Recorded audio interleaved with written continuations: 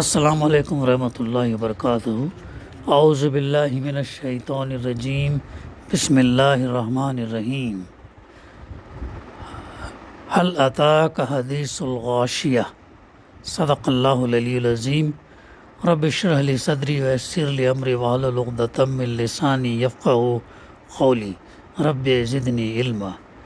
کیا تمہیں اس چھا جانے والی آفت کی خبر پہنچی ہے؟ اللہ تعالیٰ پہلی آیت کے اندر سورہ الغاشیہ میں سوال کر رہا ہے، کیا تمہیں اس چھا جانے والی سے مراد یہاں پر کیا ہے؟ قیامت ہے۔ یعنی قیامت ایسی ہوگی کہ وہ جو ہے پوری جہان، پوری دنیا، پورے عالم پر جو ہے وہ چھا جائے گی۔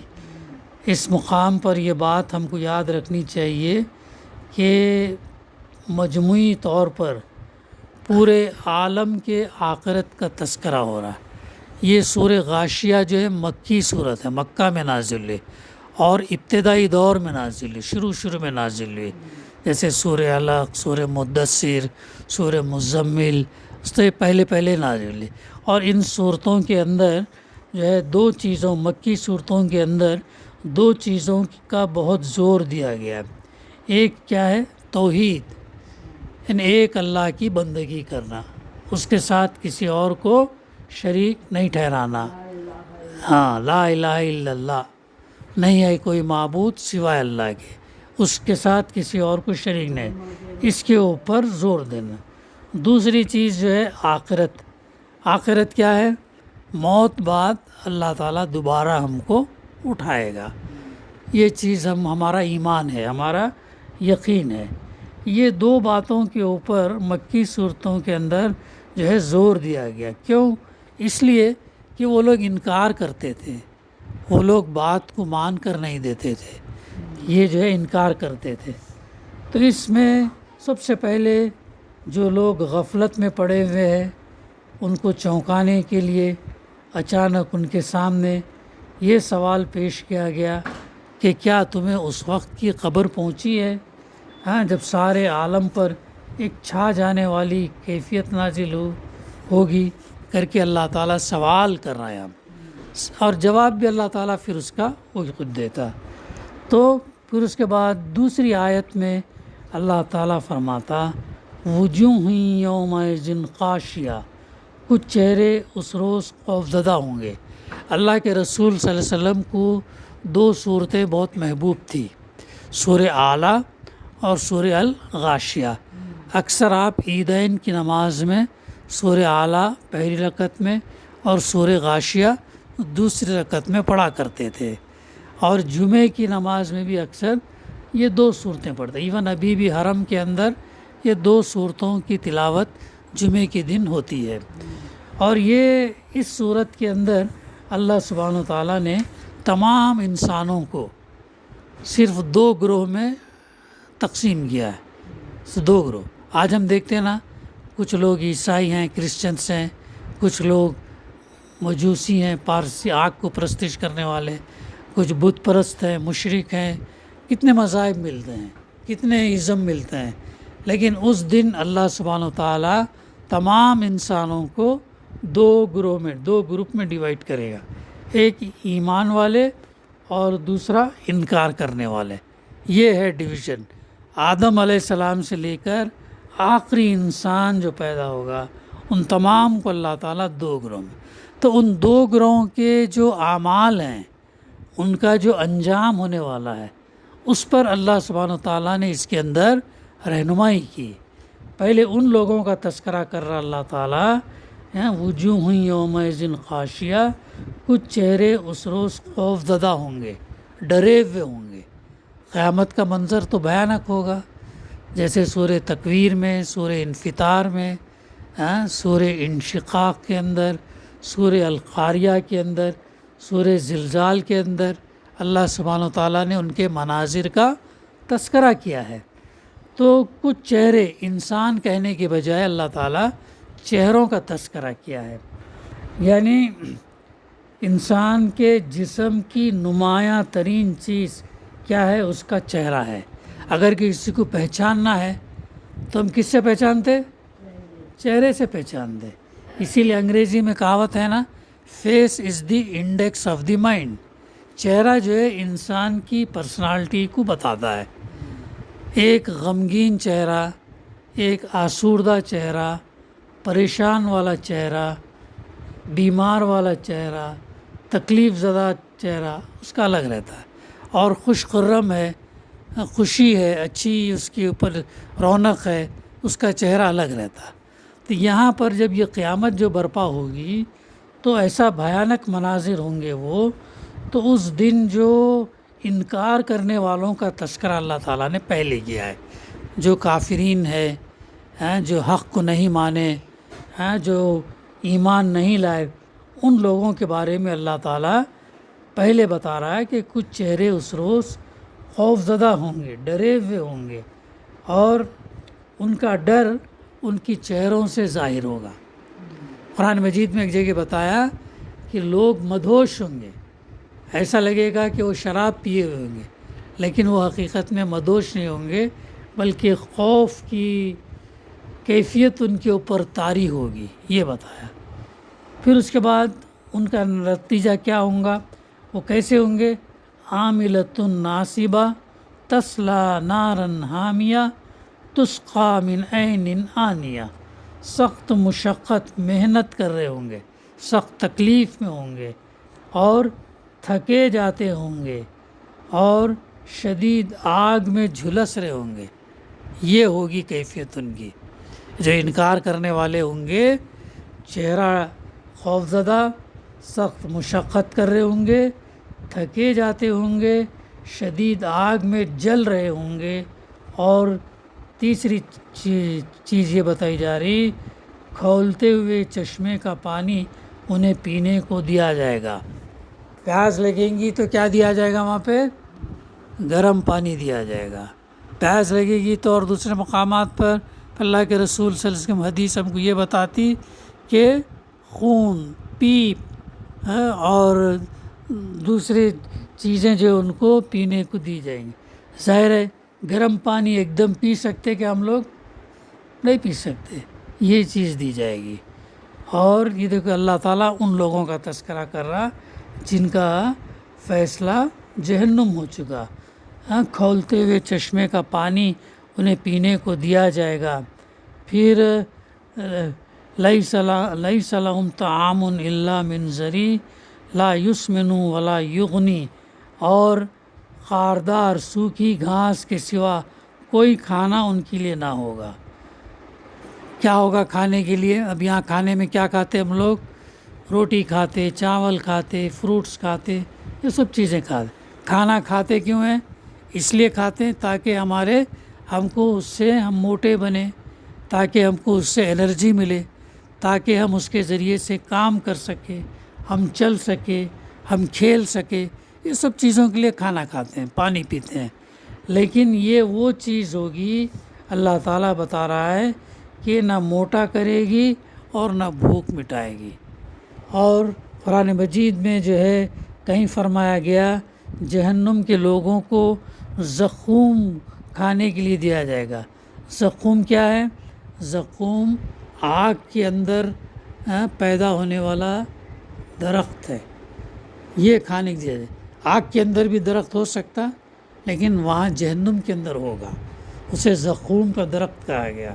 اور کڑوا رہیں گا، کانٹے دار رہیں گا، کیا ہے بہت، ہم اس کو جو ہے کھا نہیں سکیں گے. یہ دیا جائے گا.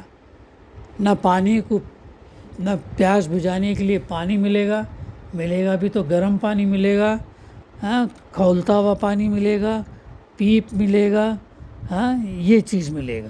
اور کھانے کے لیے نہ روٹی، نہ چاول، نہ گوشت، بلکہ ان کو سوکھی گھاس کے سوا کچھ ان کو کھانے کو نہیں ملے گا. یہ ہے ان لوگوں کا انجام جو بد عمل ہیں، جن کے کھاتے میں گناہ زیادہ ہیں، جو اللہ کی نافرمانی کرتے ہوئے دنیا سے زندگی. پھر جہنم کے بہت سارے درجے ہیں جن میں مختلف قسم کے مجرمین کو ان کے جرائم کے لحاظ سے ڈالے جائیں گے. سب سے نچلے درجے میں منافقین کو ڈالا جائے گا۔ منافق کون ہے؟ ظاہر میں مسلمان، دل میں ایمان نہیں ہوتا، جو اسلام کی مخالفت کر رہے تھے۔ اسلام ایمان لائے لیکن ظاہر میں لائے، دکھاوے کے لیے، نام نمود کے لیے۔ یہ اللہ کے رسول صلی اللہ علیہ وسلم کے دور میں زیادہ پائے جاتے ہیں اور آج بھی پائے جاتے ہیں، ہر دور میں یہ لوگ پائے جاتے ہیں۔ تو منافقین کے لیے سب سے جو ہے نچلا درجہ کون سا ہوگا؟ وہ جہنم کا ہوگا۔ تو ان لوگوں کا تذکرہ کرنے کے بعد اللہ تعالیٰ جو ہے اب ان لوگوں کا تذکرہ کر رہا جن کے لیے جنت کی خوشخبری ہے۔ ان کے بارے میں کیا فرما رہا؟ وجوہ یومئذ ناعمہ، کچھ چہرے اس روز بارونق ہوں گے۔ پہلے کس قسم کے چہرے تھے؟ خوف زدہ، ڈرے ہوئے، سہمے ہوئے، اور ان کو کھولتا ہوا پانی، سوکھی گھاس ان کے کھانے کے لیے، اور یہ چیزیں۔ اب جو بارونق ہوں گے، جو جن کے اعمال برائیوں سے زیادہ ہوں گے، جو گناہ کم کیے ہوں گے، اور ان کا معاملہ کیسا ہوگا؟ لِسَعْيِهَا رَاضِيَةٌ، اپنی کارگزاری پر یہ لوگ خوش ہوں گے۔ یعنی دنیا میں جو بھی عمل کر کے وہ آئے ہوں گے، اس کے بہترین نتائج آخرت میں دیکھ کر جو ہے وہ خوش ہوں گے۔ دنیا میں ان کی زندگی کیسی گزری ہوگی؟ اللہ سے ڈرتے ہوئے زندگی گزارنے والے ہوں گے، اللہ سے ڈرتے ہوئے کام کریں گے۔ غلط کام کرنے سے پہلے ڈریں گے، ارے یہ تو کام میں کر رہا ہوں غلط ہے اور اس کا انجام مجھے جو ہے وہ اس کا جو ہے بہت برا ہونے والا ہے۔ تو یہ ڈرتے ہوئے زندگی گزارنے والے ہیں اللہ سے۔ انسان جو ہے برائی سے اسی وقت بچ سکتا جب اس کے دل میں اللہ کا ڈر ہو۔ اگر اللہ کا ڈر اگر نہیں ہے تو پھر انسان جو ہے برائی سے نہیں بچ پائے گا اور اچھائی کرے گا بھی نہیں۔ اللہ کا خوف ہی وہ چیز ہے کہ انسان کو برائی سے روکتی ہے اور اچھائی کرنے پر اسے ترغیب دلاتی ہے، یہ چیز ہے۔ تو کبھی بھی ہم اپنے اس میں جو ہے اپنی عملی زندگی کے اندر یہ سمجھنا کہ جو بھی میں عمل اس دنیا میں کر رہا ہوں یا کر رہی ہوں، اس کا مجھے جواب دینا ہے۔ یہ ہمارے ذہنوں میں، ہمارے دماغ میں، ہمارے دل میں یہ بات بٹھا لینا اور ڈرتے ہوئے جو ہے زندگی گزارنا۔ تو ان کی کارگزاری پر یہ لوگ خوش ہوں گے۔ ان کے بارے میں اللہ تعالیٰ کیا فرماتا؟ فی جنت عالیہ، عالی مقام جنت میں ہوں گے، اعلیٰ مقام جنت میں ہوں گے، جن کے چہرے جن کے بارونق ہوں گے، اپنی کارگزاری پر خوش ہوں گے اور عالی مقام جنت میں ہوں گے۔ لا تسمعوا فیہا لاغیہ، کوئی بیہودہ بات وہاں نہ سنیں گے۔ یہ جو ہے یہ وہی چیز ہے قرآن مجید میں اللہ تعالیٰ نے بار بار جو اس چیز کا تذکرہ کیا کہ ایک بڑی نعمت ہے کہ انسان وہاں پر فضول بات، بے معنی بات، لغو بات، اور ایسی بات جو کام آنے والی نہیں، وہ نہیں سنیں گا۔ وہاں پر جو ہے فضول باتیں نہیں ہوں گی۔ یہاں پر ہم لوگ وہ یہ کرتے ہیں نا، ٹائم پاس کرنے کے لیے وقت جا رہا نہیں، ادھر کی ہانکتے، ادھر کی باتیں، ان کے بارے میں برائی، ان کے بارے میں، یہ تمام چیزیں نہیں ہوگی۔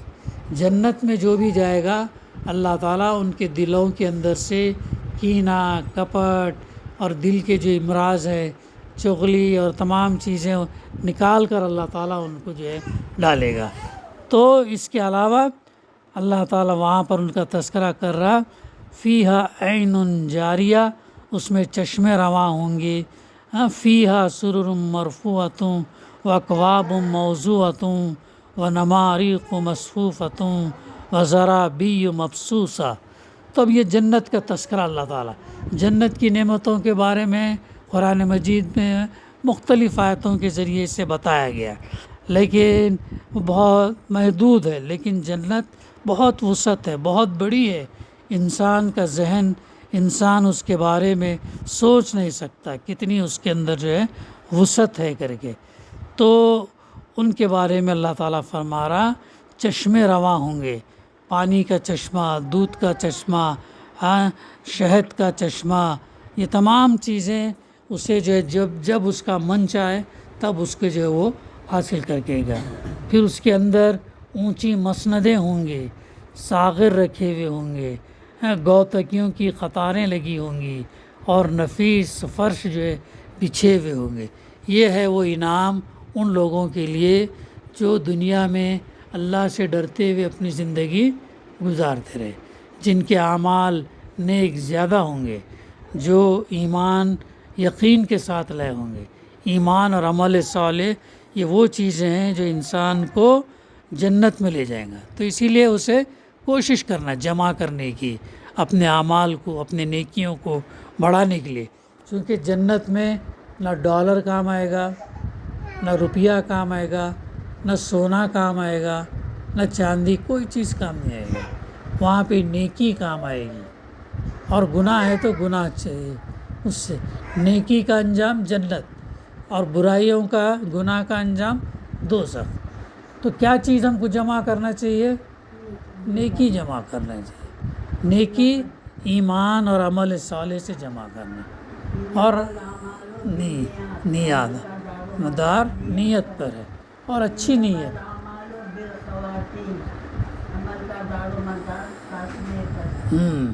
تو یہ دیکھو کتنی اہم باتیں ہیں کہ جیسا ہی ہماری زندگی ختم ویسے ہی ہمارا عمل ختم ہو گیا۔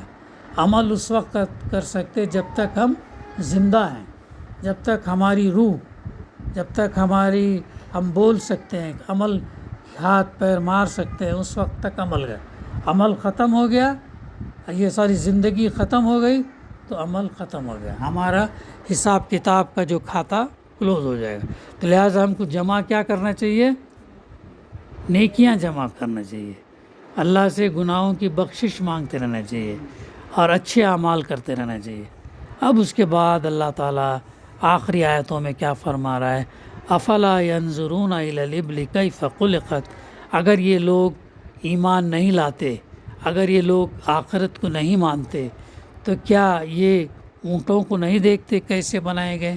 اللہ تعالیٰ سوال کر رہا ہے، افلا، کیا یہ لوگ جو ہے افلا ینظرون الی الابل کیف خلقت، اونٹوں کو نہیں دیکھتے کیسے بنائے گئے؟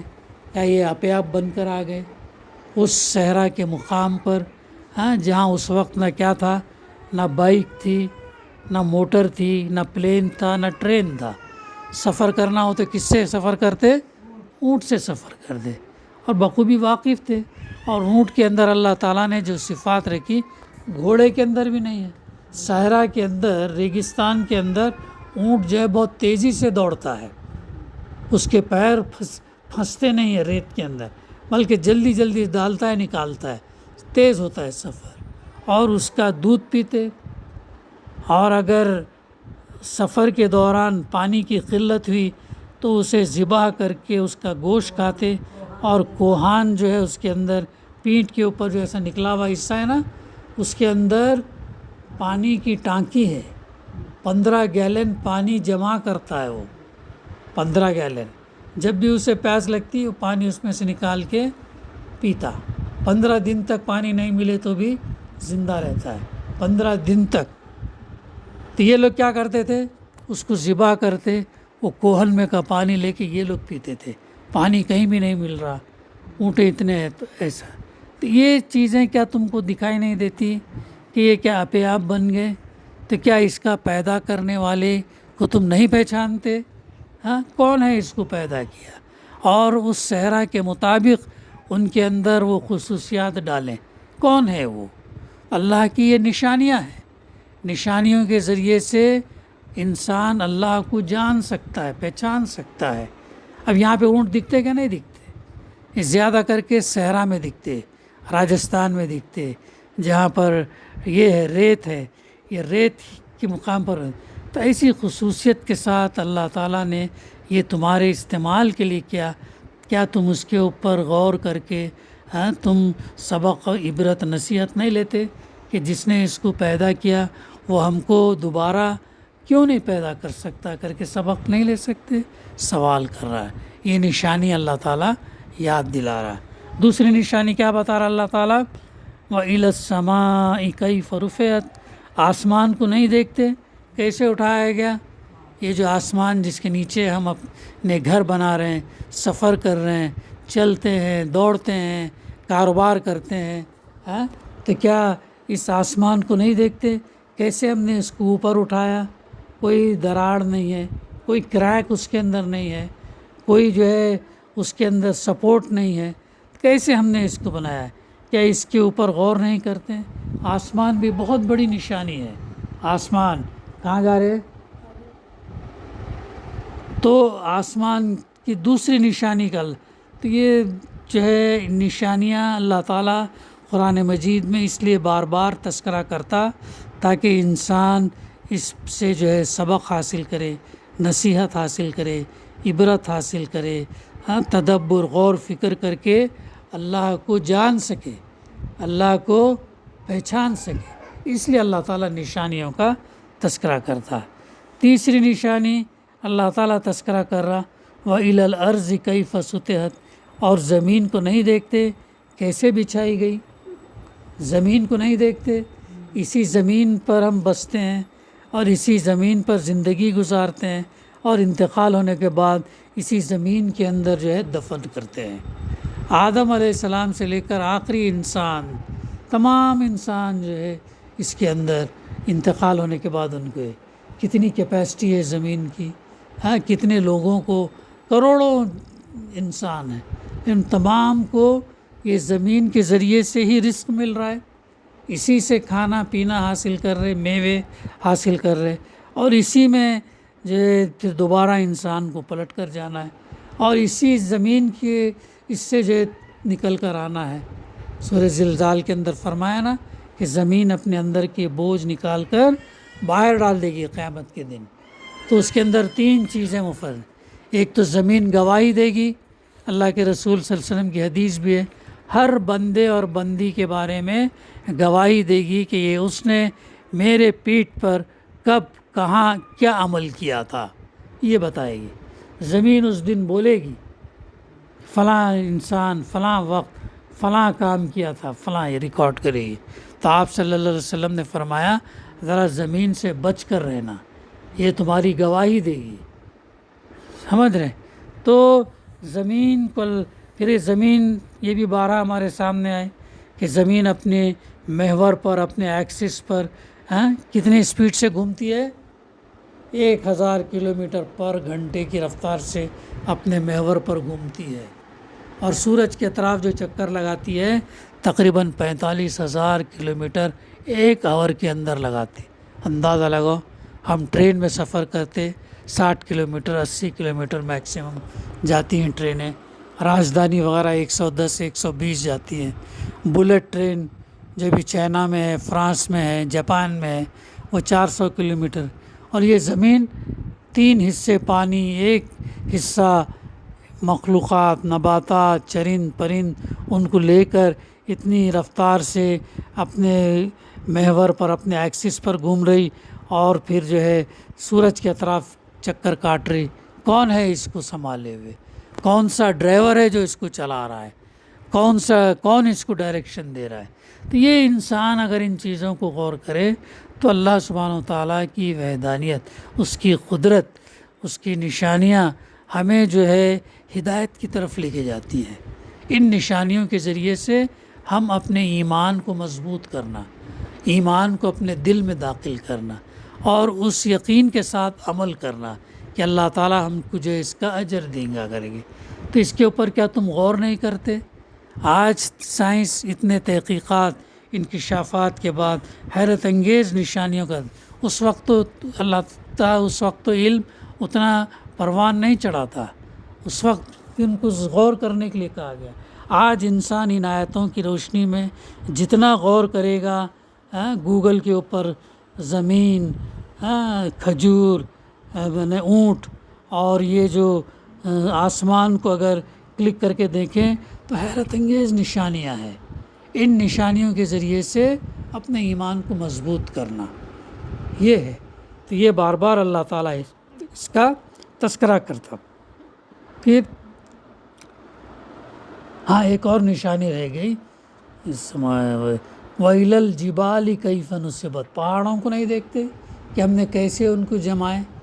قرآن مجید میں ایک جگہ اللہ تعالیٰ فرماتا کہ یہ اس لیے اللہ تعالیٰ نے پہاڑوں کے کیا تاکہ زمین جو ہے کہیں ڈھلک نہ جائے۔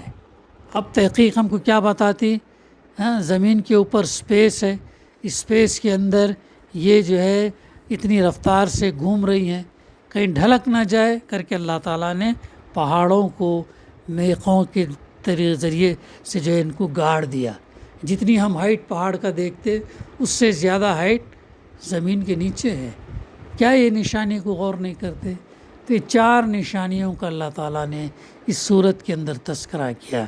اس کے بعد اللہ تعالیٰ فرماتا فذکر انما انت مذکر، اچھا تو اے نبی صلی اللہ علیہ وسلم نصیحت کیے جاؤ، تم بس نصیحت ہی کرنے والے ہو، کچھ ان پر جبر کرنے والے نہیں ہے۔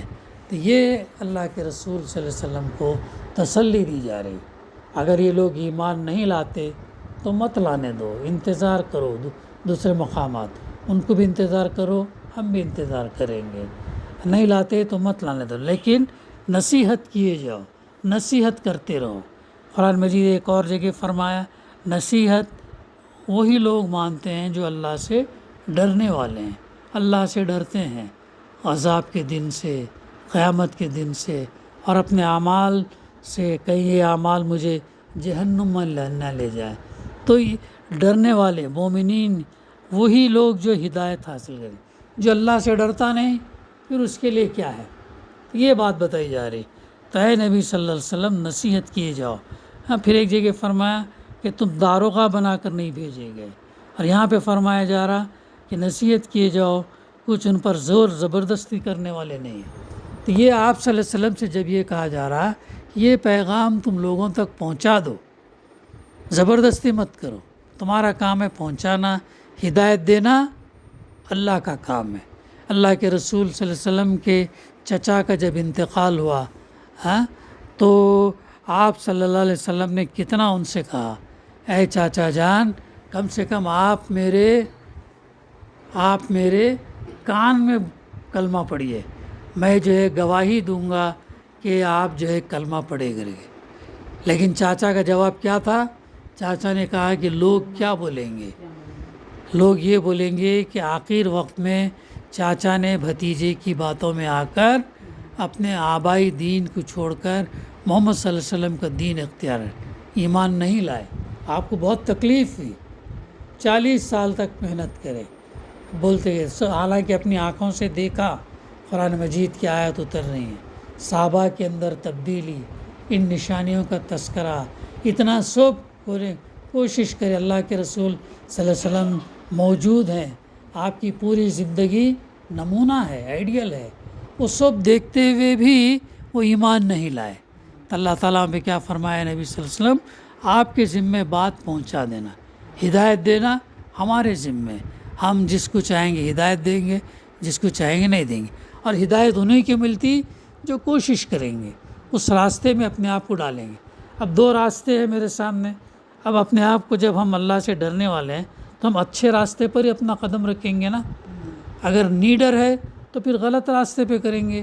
یہ دنیا کی زندگی عارضی زندگی ہے، ٹیمپرری زندگی ہے، ہمیشہ رہنا تو نہیں ہے، ایک نہ ایک دن یہاں سے ہم کو جانا ہے۔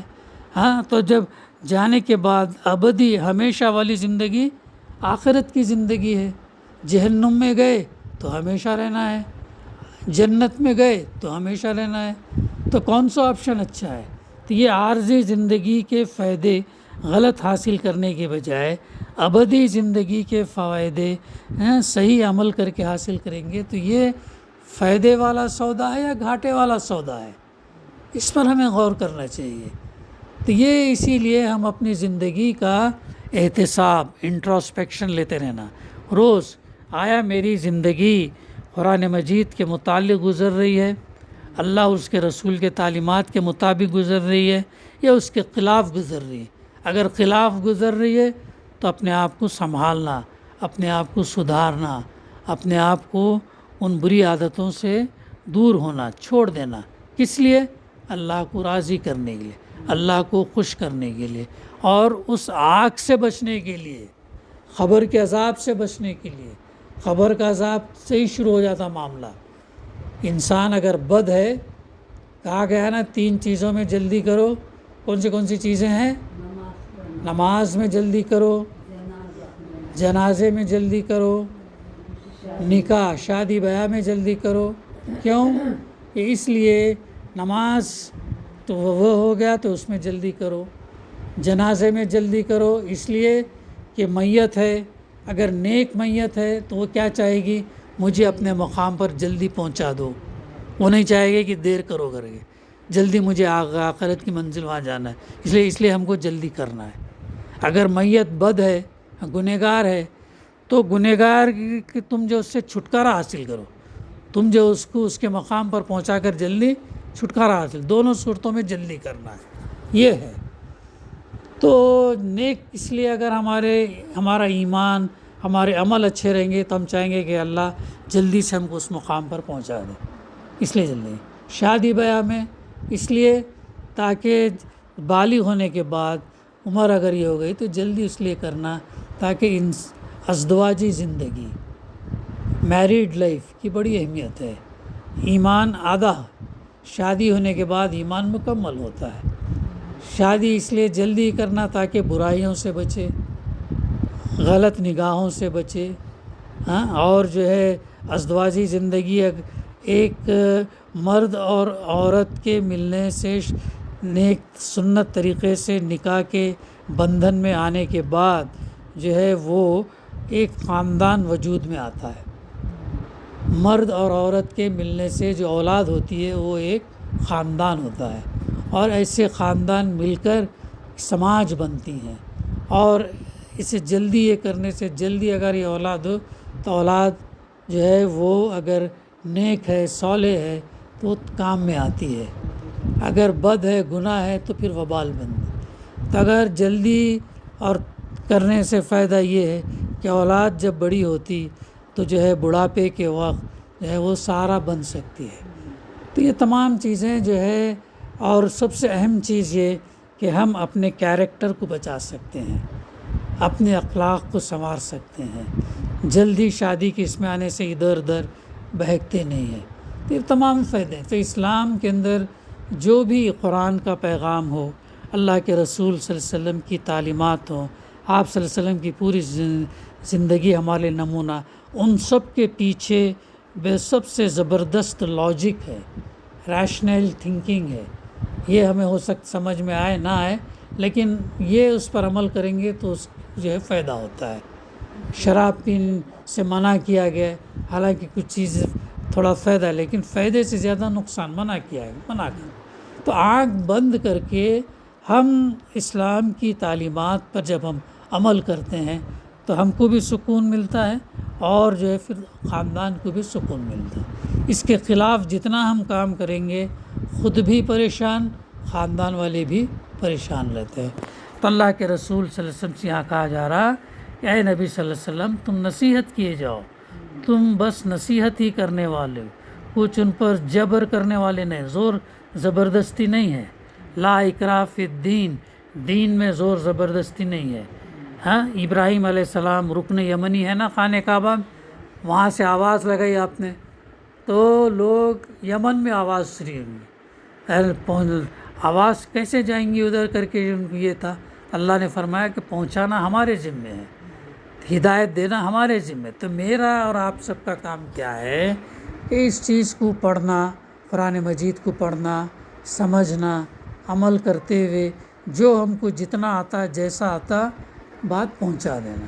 اب اللہ پھر ہدایت دینے والا اللہ ہے، اس رزلٹ کے اوپر نہیں جانا، ارے میں اتنا یہ کر رہا ہوں کچھ یہ نو، رزلٹ اللہ کے ہاتھ میں۔ اور یہی فارمولا بچوں کے لیے بھی ہے، ہمارے لیے بھی، کوشش کرنا، تدبیر اختیار کرنا، صحیح اسٹریٹجی، صحیح کام یہ کرنا ہمارے اور تمہارے ہاتھ میں، نتیجہ اللہ کے ہاتھ میں۔ بچے محنت کرے، یہ کرے، اچھا ہے سب پورا کرنا، لیکن نتیجہ اللہ کے ہاتھ میں۔ ہر کام کے معاملے میں کوشش کرنا ہمارا کام ہے، تدبیر اچھی اختیار کرنا ہمارا، نتیجہ اللہ کے ہاتھ میں۔ تو یہ ایسا ہی معاملہ جو ہے یہ آپ صلی اللہ علیہ وسلم کو تسلی دیا، تم جبر کرنے والے نہیں، ایک جگہ کہا کہ تم داروغہ بنا کر بھیجیں نہیں۔ آپ جو ہے دعوت، جب بھی کوئی قافلہ آتا مکے میں اونٹوں کی گھنٹی لگی ہوئی تو آواز آتی، آپ دوڑتے، ہاں آپ جو ہے ان کو پیغام سناتے، ان کو آگ سے بچانے کی کوشش کرتے۔ ایک دفعہ کے واقعہ ہے کہ جو ہے آپ صلی اللہ علیہ وسلم ایک آدمیوں باہر سے آئے، تھکے ماندے آئے، لیٹے ہی تھے کہ اونٹوں کے قافلے کی آواز آئی، فوراً نکل کے باہر گئے۔ حضرت بی بی خدیجہ رضی اللہ عنہ نے کہا کہ اے اللہ کے رسول صلی اللہ علیہ وسلم، ابھی تو آپ تھکے ماندے ہیں، ابھی آپ کہاں جا رہے ہیں؟ تو کیا فرمایا، یہ جو قافلہ آیا ہے اور اگر میں اس قافلے تک یہ پیغام نہ پہنچاؤں، اور اگر قیامت کے دن اگر یہ شکایت کرے کہ مجھے پیغام نہیں پہنچا، تو میں کیا جواب دوں گا؟ یہ فکر تھی اللہ کے رسول صلی اللہ علیہ وسلم کو۔ تو ایسی فکر ہمارے اندر ہی پیدا ہونا چاہیے، ایسی فکر یہ کہ ہم جہاں تک اپنی یہ باتیں رکھ سکتے وہاں پر رکھنے کی یہ ہونی چاہیے۔ تو یہی پہنچانا، ہاں اللہ کے رسول صلی اللہ علیہ وسلم نے حضرت علی رضی اللہ عنہ فرمایا، بلغوا انی ولو آیا، پہنچاؤ میری جانب سے خواہ ایک آیت۔ یہ کام صحابہ نے کیے کر کے ہم تک یہ پیغام پہنچا، اگر لوگ نہیں کرتے تو نہیں پہنچتا تھا۔ اگر وہاں پہ مسجد حرم میں بیٹھ کے وہیں نمازیں پڑھتے، ایک نماز کا 1,00,000 ثواب ہے، مسجد نبوی میں پڑھتے 1,00,000 ثواب ہے یا 10,000 جو بھی ہے، تو وہ کیا اسلام یہاں تک آتا؟ نہیں، وہ لوگ نکل گئے، دور دور گئے، ملیشیا گئے، انڈونیشیا گئے، افریقہ گئے، یورپ گئے، چائنا گئے، اسپین گئے، پورے دنیا میں پھیل گئے۔ تو اسلام اتنا یہ ہوا پھیلا۔ اگر وہیں پر بیٹھے ہوتے، خالی یہ کر لیتے ہوئے، نمازیں پڑھ لیتے ہوئے، تلاوت کر لیتے بیٹھے ہوئے، تو ہوتا نہیں ہوتا۔ یہ ہے ہمارا کام، ہم جہاں پر بھی جائیں اللہ کی زمین ہے، اس اللہ کی زمین پر اللہ کے کلمے پر ہم خود عمل کرنا اور دوسروں کو کرانا۔ چاہے کینیڈا جاؤ، امریکہ جاؤ، لندن جاؤ، افریقہ جاؤ، سعودی جاؤ، قطر جاؤ، باہر کہیں پر بھی جاؤ، اللہ پوری کائنات کا مالک ہے۔ ایک واٹس ایپ پر ایک جو بھیجا، دیکھو بہت اللہ جب مالک ہے تو اس کے معنی کیا ہیں؟ تو پوری ہماری جسم کا مالک اللہ، ہمارے مال کا مالک اللہ، سب چیز کا جب اللہ مالک ہے تو ہمیں اپنے جسم کے اعضاء مالک کے بتائے ہوئے طریقے پر استعمال کرنا چاہیے، مال ہمارا مالک کے بتائے طریقے پر خرچ کرنا چاہیے، ایسا ہمارے اعضاء اس کے بتائے طریقے پر یہ کرنا چاہیے۔ تو یہ چیز پھر آگے اللہ تعالیٰ فرما رہا ہے، اگر جو شخص البتہ جو شخص منہ موڑے گا، فَيُعَذِّبُهُ اللَّهُ الْعَذَابَ الْأَكْبَرَ إِنَّ إِلَيْنَا إِيَابَهُمْ ثُمَّ إِنَّ عَلَيْنَا حِسَابَهُمْ۔ اب جو کچھ جو ہے، جو شخص منہ موڑے گا، جو کفر کرے گا اور انکار کرے گا، تو اللہ تعالیٰ اس کو کیا فرما رہا، اس کو بھاری سزا دے گا، سزا بھاری دے گا۔ اور ان لوگوں کو پلٹنا، اِنَّ إِلَيْنَا إِيَابَهُمْ، ہماری طرف ہی ہے۔ کہاں جائیں گا انسان گناہ کر کے، برائی کر کے کہیں اللہ کی پکڑ سے بچ سکتا؟ نہیں بچے گا، جانا تو اسی کے پاس ہے، پلٹنا اسی کے پاس ہے۔ پھر اللہ فرما رہا، ثُمَّ إِنَّ عَلَيْنَا حِسَابَهُمْ، پھر ان کا حساب لینا ہمارے ہی ذمے ہے۔ آدم علیہ السلام سے لے کر آخری انسان کو اللہ جمع کرے گا۔ اب انڈیا کا سینسس ہوتا، سینسس میں بہت سارے لوگ چھوٹ جاتے۔ اب یہاں سے گلبرگہ سے اگر کوئی بمبئی گیا، سینسس والے یہاں پر ہے، یہاں پر آدمی نہیں ہے، وہاں اگر بھی رہ گیا تو آدمی رہ جاتا، لاوارث ہے، کسی کا نہ ایڈریس پتہ ہے، نہ ماں باپ کے بارے میں کچھ ہے، تو اس کا رہ جاتا، بہت سارے چھوٹ سکتے۔ لیکن اللہ تعالیٰ جو انسانوں کو قیامت کے دن جمع کرے گا، کوئی انسان نہیں چھوٹے گا، چاہے انسان مرنے کے بعد اس کو جلایا جائے، جلا کر راکھ مختلف دریاؤں میں پھینکی جائے، یا اس کو پانی میں اس کو ڈال دیا جائے، مچھلیاں کھا کے اس کے کریں، تب بھی اللہ تعالیٰ تمام انسانوں کو دوبارہ پیدا کرے گا، چاہے اس کے اعضاء کہیں بھی بکھر جائے، اللہ کے پاس اس کا ریکارڈ ہے، وہ جو ہے ہر انسان کو اکٹھا اور ہر چیز کے بارے میں ہم کو جواب دینا ہے۔ تو یہ بڑی اہم صورت ہے جس کا ابھی ہم نے مطالعہ کیا۔ اللہ تعالیٰ سے دعا ہے کہ اس سورہ الغاشیہ، سورہ غاشیہ، اس کو ہم صحیح طریقے سے سمجھیں، اس پر عمل کریں اور اللہ سے ڈرتے ہوئے زندگی گزاریں۔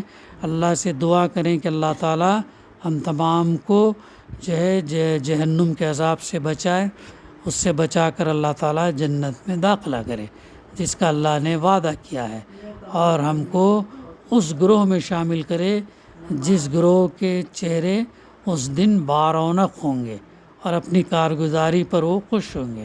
تو یہ وہ صورتیں ہیں جو ہمیں کم سے کم لفظی ترجمہ نہ صحیح، اس کا مفہوم تو ہمیں یاد رہنا چاہیے، تاکہ یہ ہمارے لیے یاد دہانی ہو، ریمائنڈر ہو، جب بھی جو بھی پڑھے یہ ہم کو یہ یاد رہے کہ مطلب اس کے اندر کیا ہے۔ ربنا تقبل منا انک انت السمیع العلیم وتب علینا انک انت التواب الرحیم۔ صلی اللہ تعالی علی خیر خلقہ وعلی آلہ وصحبہ اجمعین، الحمد للہ رب العالمین۔